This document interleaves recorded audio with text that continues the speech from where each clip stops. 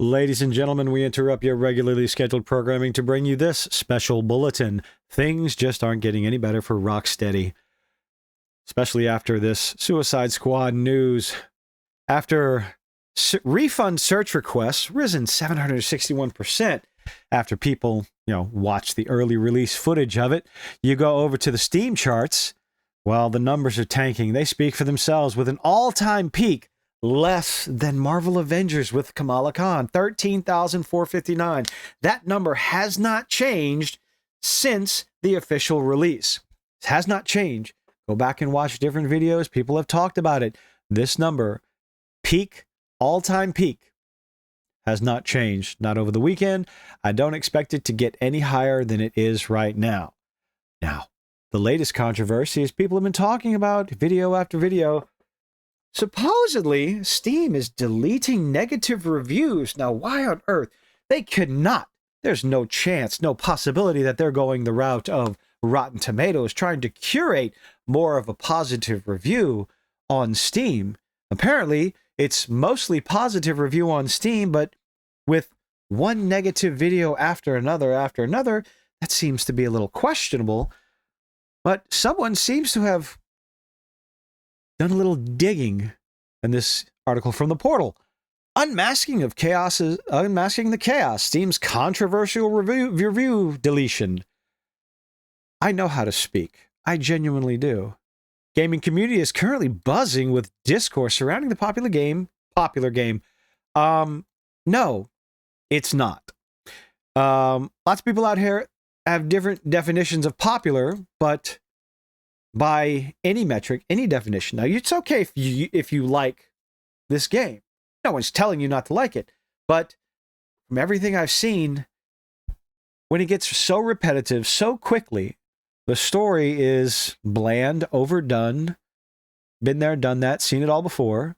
And the disrespect they have to the characters, regardless of Kevin Conroy's death, no one could have predicted that. That's not ever what I've ever talked about. People are upset about that. That's fine. They will call you foolish for being upset about that. That's not fair. But the game just doesn't look fun. The dialogue looks boring, contrived, nonsensical. I don't see this game. Oh, and the price tag is $70. Definitely does not justify the purchase of this game. But to call it popular, the only reason it's popular is because it's getting a bunch of YouTubers clicks on videos. That's about as popular as it is. Everyone wants to see what sort of shit show dumpster fire, hey, this game actually is. They want to see for themselves before they even bother purchasing it. And everything I've seen, wait for a heavy, heavy, heavy sale. Like, I wouldn't even wait for a sale. Maybe if it's free on Game Pass or PlayStation Plus, that would be about the only reason I would put my hands on this game at all. Or unless, of course, someone purchases it for me, but don't waste your money on that nonsense. Use it for something more important, like a root canal. A specific issue that has captured the attention of users is the surprising deletion of reviews on Steam. Now, apparently, this little individual jealous conference has come up with something. Apparently, people are getting mad now that Steam is deleting reviews and gamers are acting with righteous indignation. That first sentence is telling me you're acting with righteous indignation. Problem is, these same people were purchasing the game, playing less than 2 hours, leaving a negative review, and then refunding the game. Okay. What's the problem with that? But now are getting mad that Steam is removing them. So this could be a possibility of what's so-called review bombing. Review bombing is seen as, super negative. Heaven forbid people aren't positive review bombing. That can never be a thing. Ever, whatsoever, not at all. You can't positively review bomb anything. It's only negatively. You buy the game.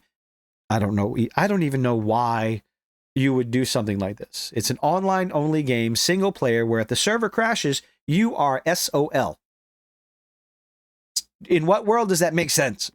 For a $70 price tag, with microtransactions, with a season pass. Not too many games have been able to pull that off. I believe Marvel's Avengers tried it. That's gone. They shut those servers down. What else has tried it? I'm sure. Let me know in the comments. What other games have tried and failed? tried and died to go with the premium price tag. Even games that go out there with the freemium price tag, with a free price tag, they follow the route of Fortnite. The game is free. You can do all these things, but you pay a little extra for skins. You pay a little extra for the season pass. How many of those have been successful and failed miserably? Let me know in the comments. I'm curious. The only one I can think of most recently is, of course, Marvel's Avengers. I believe, what was it, Roller Derby that came out? I think Ubisoft tried their little hand at breaking into the Rocket League-esque game, the 3-on-3 roller skating, rollerball, basketball, which was a fun game, but interest in that dwindled rather swiftly. And it was a free game. It was relatively fun, but it was a free game. Let's get back to this.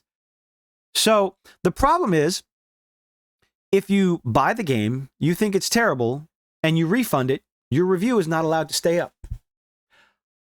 I can understand on one hand that being a good thing, because then you could not get people to purchase the game, play for less than 2 hours, refund it, and leave a review. But if you genuinely wanted to enjoy the game, and you genuinely are going to leave a review to warn people, do not purchase this game. And by the way, don't buy this game. Go watch other people play it. Go find your favorite YouTuber out there who's playing this game because they are masochistic, self-deprecating, they're gluttons for punishment. Go watch them play it. You will find different people out there enjoying it for whatever reason. Go find multiple opinions on this game before you do that with all the games. All the games out there. Don't give them your money firsthand. Go find someone else who is making money by playing the game. At least by you watching them play the game. Because they're going to give an honest review. Not the sponsored ones. Stay away from sponsored. Back to what I was saying. Back to this article. Primary issue arises when Steam deletes reviews of users who have played the game for less than 2 hours, proceeded to give a negative review, and then refunded the game. There are claims of a significant drop in review numbers. Yep, a lot of people have been noticing that. Yet other gamers state they see a high percentage in positive reviews, which makes absolutely no sense because everything I've seen across the vastness of the YouTube space is mostly negative. I have seen a few positive reviews. Again, I don't know why, but to each their own. I enjoyed Anthem when it first came out, so hey, it is what it is. One section of players accuses Steam of bias. I would need proof of that. If you can find where if this is just a Steam policy, then it's unfortunate, and maybe they can do something to change that, but I don't know about bias. What sort of bias? Unless, of course, Sweet Baby Inc. is trying to get their grubby little mitts onto Steam. If you don't know who they are, don't bother. They're parasites on modern gaming. While others back the platform for taking action against review bombing, because review bombing can only take place in a negative fashion. Unraveling the controversy. Let's see. The stir started when user Jealous Conference noted the removal of feedbacks by certain gamers who had played Suicide Squad briefly before leaving a negative review and returning the game. User It's cracking me up too adds superciliously, oh, you guys like big words. I like big words too. Bingo. If anything, they were trying to review bomb it. Prove it. You can't. So shut up. Glad Steam is removing them. Cowards. If you want your reviews to stick, put your money where your mouth is. Why on God's green earth would I drop $70 on a game, realize I don't like it at all, and keep it? Although I did keep Anthem. But I had fun with Anthem. Anyway, this comment summarizes the belief held by many that reviews are merely a ruse committed by disgruntled gamers looking to lower the game's average rating. Well, that's how you voice your displeasure of a game. If you think it's trash, garbage, whatever, for whatever reason, you leave a review. Steam does it properly by you have to buy the game and play it for so long, but then why do you... That is an interesting quandary. Let me know what your thoughts are. If you play the game for less than 2 hours, refund it. Should your review, positive or negative, well, if you refunded the game, it's probably going to be negative. Should your review be allowed to stay up? That is an interesting question. A deeper look. Further, Orion, are you only going to give all the pro review deletions on this one? Let's see. Oh, he's got other perspective. It's right there in front of my face. Further, Orion Pax 31 brings a more data-centered perspective to the table, citing numbers obtained from Steam and SteamDB, trying to dispel the hysteria regarding the alleged drastic drop in reviews. They insist that the system is not biased and that Steam's algorithm is only doing its job in filtering suspicious reviews. Really, the game has 6,000 people playing right now at the time of this recording an hour ago, with a peak numbers of 13,000. And you're telling me that this game is just so fantastic that people just want to play it. They're going to leave a positive review. All 6,000 of these people are playing. 3,000 of them are YouTubers, are content creators, either on Twitch, trying to earn their money back from the $70 debacle that they dropped on this. Let's see. They insist that the system is not biased. Okay. Hothead, like the 4 there, also joins, stating people are negatively attacking the game without actually playing it much. Here's the nifty thing. You can get on YouTube, and I did this for a bit.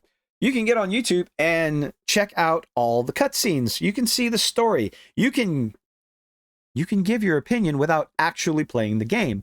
That's the nifty thing. Are you supposed to be in the movie without giving your... No, that's not really a good comparison. If you are giving your opinion on the cutscenes, do you have to actually play the game? If you're giving your opinion on the gameplay, do you really care about the story? Should you have a comment on the story? So I think both of those are applicable, but if you're giving a review, you should be talking about what you're criticizing, whether it's the gameplay, which seems repetitive to me, cookie cutter, repetitive, and just boring. You're giving your opinion on the setting, the look, the pretty aesthetics of the game. And honestly, well, the game looks pretty. That's about all I can give it. The graphics look nice. Everything else, not impressed. Ba-ba-ba-bum. People are negatively attacking the game without actually playing it. People do that all the time, demonstrating the dissatisfaction with misrepresentative feedback. I think, well, no, hold on. Again, where do you draw the line? The other perspective, however, as with many discussions, there are dissenting voices. The direct quote from Karchara states, gamers have no righteous indignation. Well, some do.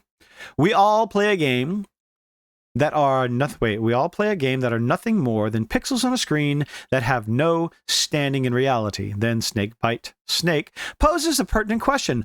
Are the reviews being removed because of their profanity or unconstructive nature, or just because they are negative? This suggests an undercurrent of suspicion about the removals by Steam. And that right there, I believe, says it all. If they're being removed for profanity or not actually being any sort of reviews, then I'll give it to them. Remove those. This game sucks. That you don't need that. Tell us why. I'll say this about everybody. When I say I don't like something, I explain why I don't like it. If I like something, I'll talk for hours on why I like something, for the most part. A little bit long-winded. Whether it's dealing with the review bombing and transparency. As the debate continues, one point is apparent. The need for constructive criticism and authentic feedback is vital to the growth and development of any game. Here's the thing. Who is the arbiter of what is considered constructive and authentic? Who makes that decision? Is it the developer of the game? Because naturally, they're going to delete the ones that they don't like, all the ones that hurt their feelings. Is it a neutral party? Or do you just leave all of them up and let the public decide for themselves? That is what I will always be in favor of. Leave everything up. For the most part, people will be smart enough to weed out the nonsensical reviews that are there just to be spiteful and review bomb. And they're also going to be able to weed out the positive ones that are there to boost the score. You look for what's good. You look for what's intelligent, well-written, and actually constructive. Let people make those decisions for themselves, but I guess we can't do that anymore. Deleting Suicide Squad reviews. What more do you need to know about why this game is terrible? It's so good. It's so fun. The numbers do not lie. If you like this game, congratulations. I desperately hope you get your money's worth, because you are in the minority. But hey, let me know what you think of the game. Did you buy the game? If so, why? Genuine question. What made you buy the game? What made you not buy the game? What do you think about the cutscenes? What do you think about the treatment of the heroes? All that nifty stuff. Leave a like, leave a dislike, all that wonderful, wonderful things YouTubers beg you for. Thank you, everyone, for hanging out and sticking around and boosting me up a lot further than I thought I would be by this time. Anyway, hope to see you on the next one. Have a good one. Bye.